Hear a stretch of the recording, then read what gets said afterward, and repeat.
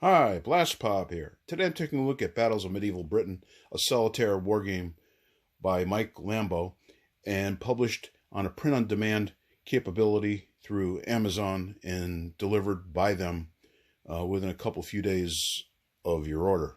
There are, as of this date, mid-May 2022, there are 5 of his products that are available, mostly World War II. There's one on Vietnam, and there's this one here.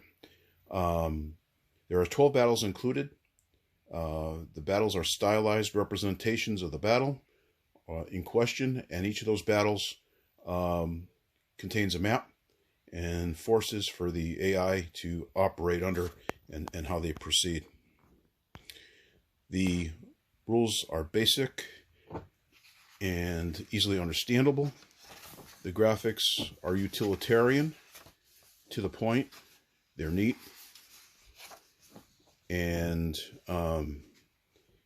the enemy units don't move in the AI, but they will attack you, each and every unit adjacent to you.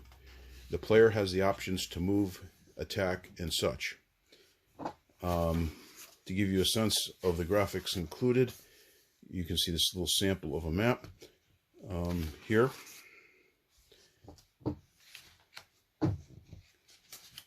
And he gives adequate instructions as to how to play the game, and the rules are very simple. And if you're an experienced wargamer, well, there should be very little issues there.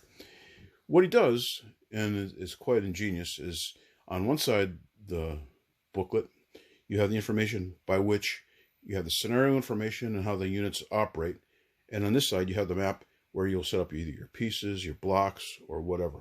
There are no pieces included in the game, and I chose to download both counters and updated maps, so I didn't have to deal with counters bouncing around on the map that he provided. Perfectly usable. It's just my preference, and I'm sometimes klutzy. What you'll do during the course of the game is, at the start, the enemy here will receive 6 warriors. You roll 2d6, place a unit in a corresponding hex. You, as the attacker, will then place your units in these arrowed hexes as you choose. In this case, there's 5. They're warriors. Both sides have warriors. Then during your turn, you will move. You roll, in this case, 3 dice, and each of these represents an order that you will get. So you could have, say, 2 attack orders, a move, or a shield wall, a move, and an attack, or some combination thereof. And you can weave that in any order you want. The only provision is that a shield wall, once you do something, after having placed a shield wall, you'll remove the shield wall. So it is to your advantage to place a shield wall last. And then your enemy has a range of 1, will attack, and hits you on an 8+ on 2d6. And here, in the case of the attackers, they have the same 2-hit number. The advantage the attacker has is he can set up his units in a preferable way to get some benefit from terrain, while the defender gets what he rolls. So the puzzle is to advance up the board, and in the case of this scenario, is to eliminate every enemy unit at some point in the game on the board. If you do it before all the reinforcements, which I find unlikely, but possible, so much the better. You can win early. And then you have modifications for terrain. So what I did was I printed out this more aesthetically pleasing series of maps for each of the battles and the counters. I like what I see so far, but I do have some quibbles in that, for instance, in this battle here, the Battle of Fulford Gate, the enemy appeared behind essentially the lines and attacked and killed the archer, which is sort of the key to winning the game for the player, because he can fire at a range of 2 or 3 hexes and not expose himself to being lost under normal circumstances. So I found that kind of a blow to the attack, and eventually on my second battle of this battle, I ended up losing all my pieces.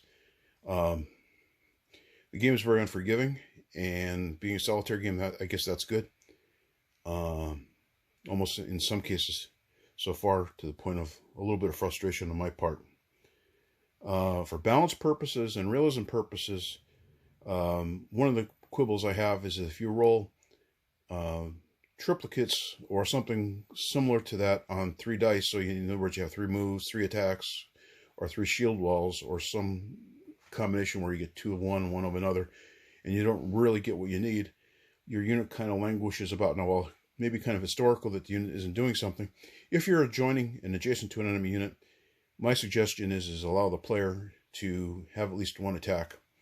I'm sure this could upset the balance for some of the scenarios as intended, but it feels right that if you're engaged in a battle, you should be able to have a battle, because you can't retreat or move away from a battle until one of the 2 opponents are eliminated. The other thing is once a hex has been taken by moving through by the player, my suggestion is that you not allow an enemy reinforcement to appear at that previously occupied or move through hex. That way there, it avoids the very unpleasant surprise I had, which didn't feel terribly realistic or right, where that archer was ambushed and destroyed. So overall, the game is a lot of fun. It plays quickly. I played a bunch of games in a couple 3 hours. I think I played a total of 7 games, and they move right along once you get the concept and the fact that you have to move units in a certain order to try to maximize your effort. Again, there's a sort of a puzzle-like quality, which is enhanced by the limited amount of terrain and the terrain by which your channel, for instance, the river here, essentially limits the area for which the attacker can make his approach and win the battle. Actually, to tell you the truth, this is a fun game, and I'll probably pick up one of the World War II ones fairly soon. Anyway, this has been Blastpop. Please comment, like, and subscribe. Bye.